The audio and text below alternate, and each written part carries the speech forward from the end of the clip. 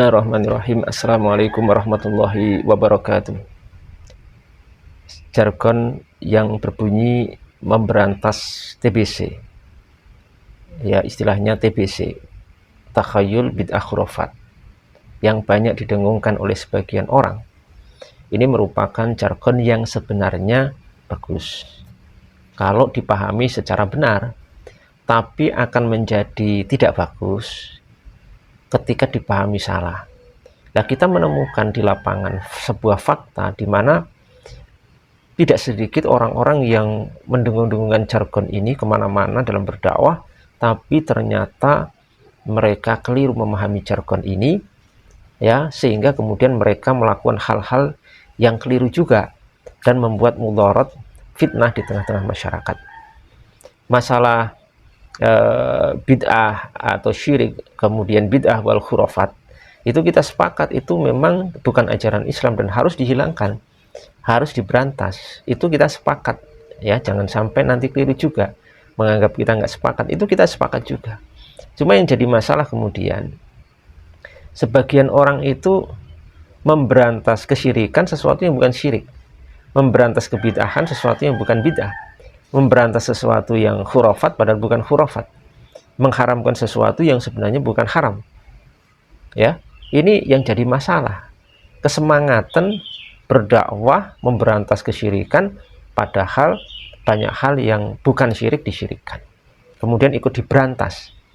Misalkan masalah tradisi sungkeman, tradisi mencium tangan orang tua, ya, tradisi misalkan seorang anak atau orang yang lebih muda ketika berpapasan dengan seorang yang lebih tua membungkukkan sedikit badannya, ya, kemudian misalkan tabarruk, tawassul yang itu meminta kepada Allah bukan kepada makhluk, yang meminta kepada Allah hanya lewat makhluk, itu juga diharamkan, ya, disyirikkan. Kemudian masalah yang lain, misalkan ada istilah selamatan disyirikan, pada selamatan itu maksudnya sodakoh makanan atau sesuatu kepada masyarakat sekitar, ya, sebagai wasilah keselamatan, meminta keselamatan kepada Allah Subhanahu wa Ta'ala. Jadi memintanya kepada Allah Subhanahu wa Ta'ala, tapi kemudian disyirikan. Kemudian masalah yang lain masih banyak sekali tentang masalah seperti itu. Kemudian yang tidak bid'ah dibid'ahkan oleh mereka, karena bid'ah menurut mereka itu segala sesuatu yang tidak dilakukan Nabi. Maka akhirnya banyak membid'ahkan perkara-perkara yang ada di masyarakat. Dia sendiri yang membid'ahkan itu sendiri, melakukan banyak hal sebenarnya yang tidak dilakukan oleh Nabi Muhammad SAW. Kemudian tadi, ya, bahwa banyak hal-hal bid'ah yang kemudian dibid'ahkan, tidak bid'ah tapi dibid'ahkan oleh mereka. Seperti misalkan apa?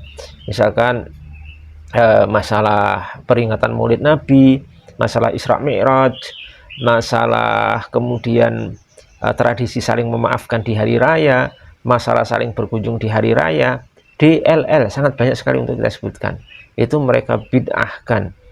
Mereka anggap itu sesuatu yang bid'ah, ya. Salaman setelah sholat, ya. Kemudian misalkan yang lainnya, ya, banyak sekali. Bukan bid'ah tapi dibid'ahkan oleh mereka. Na'udzubillah min dzalik. Sampai masalah-masalah duniawi pun, masalah tradisi juga mereka bid'ahkan. Padahal asal tradisi ataupun adat itu adalah boleh. Al-aslu fil adati al-ibaha. Al-aslu fil asya al-ibaha. Asal hukum adat dan asal hukum sesuatu non ibadah, masalah duniawi itu hukumnya adalah boleh.